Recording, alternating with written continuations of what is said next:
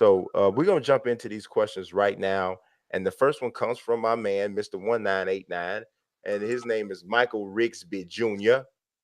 And he says, "Can you potentially see the LeBron James way to handle business in the NBA eventually having, if not already, the same effect that Floyd Mayweather way has had on boxing?" So I'm gonna say what I think he's saying here, right? So hopefully I think I'm on the right track. Floyd really took the whole self-promotion thing in boxing to another level. Obviously, Muhammad Ali is who created it. Floyd took it to another level. Floyd has a way now of, well, essentially of he sets his own rules. He chooses the opponent he's going to have. He controls everything because he has in a lot of ways earned this amount of leverage, right? And I think the parallel that Mike is drawing is that LeBron controls a lot of things in terms of picking the team he wants to play for and having some level of input in regards to who his teammates are and so on and so forth. So, is that the understanding that you got from that question, Nelson?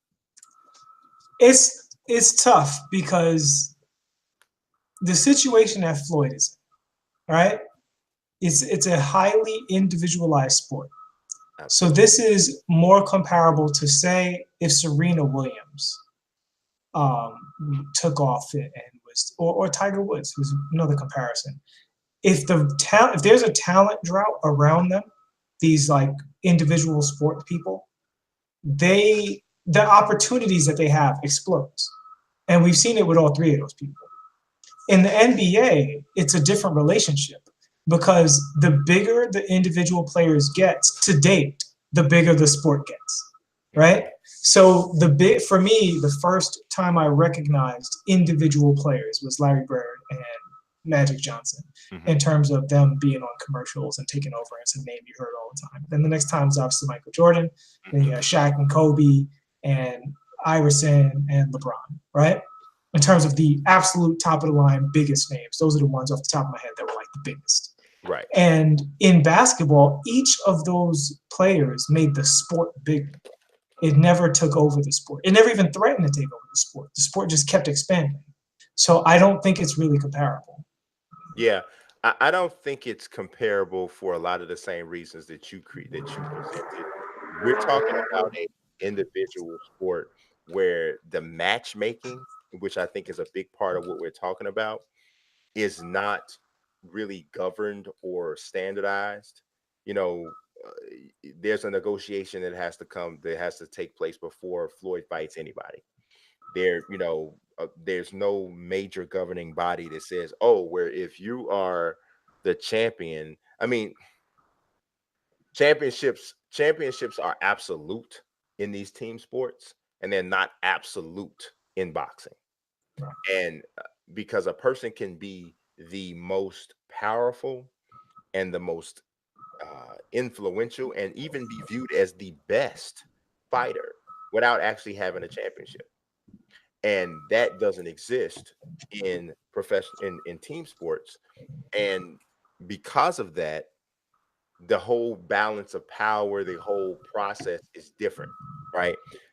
Floyd has become Floyd has done a lot for fighter income, you know, as far as fight. And I think this might be the parallel that Mike is trying to draw because Floyd has done so much for fighter income. Like fighters make more money now than they used to make for the most part, especially not the lower end guys, but the higher end guys, right? In terms of demand and that sort of thing. And then you see a lot of people trying to emulate his way of selling a fight.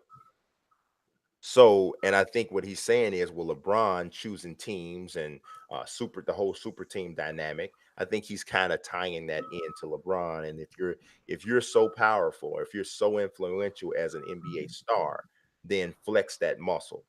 But I really think it's really, really a loose comparison and very difficult to say these two things are similar in any way. If any way they're similar, there's just two there. It's an example of two athletes using the leverage that their athleticism and fame affords them. I think And that. even within that, LeBron is working within the collective bargaining rules that other people negotiated. Mm-hmm. He didn't change the game. He changed how the game was used. Mm-hmm. So and even within that, I think he affects such a small population of NBA personnel that I can't co-sign it. Whereas with boxing, there's only so many individual boxers on at the I'm going to be on TV level. Right. There are hundreds of NBA players who are going to be on TV. Right. I mean, like, it is. You know, Yeah. and out of those hundreds, I mean, literally only roughly 30 are all stars. You know, slide a guy in and out based on Right. injury That year. Yeah. that year, right? But you have roughly 30 to 40 all stars, so roughly 10% of the base is all stars. But amongst the all stars, then you have all star starters, which now we're down to 3% of the entire, less than that maybe, of the entire NBA group. So yeah, I don't think it directly translates, because there are just too many guys that fill out an NBA roster that have tremendous local value. And we just talked about Mitchell Robinson, who's a rookie who probably not going to be all first team rookie or anything like that. And we know his name because that's how valuable each NBA player is. Mm-hmm.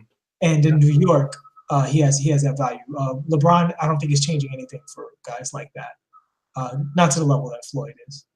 Yeah, I would agree with that as well.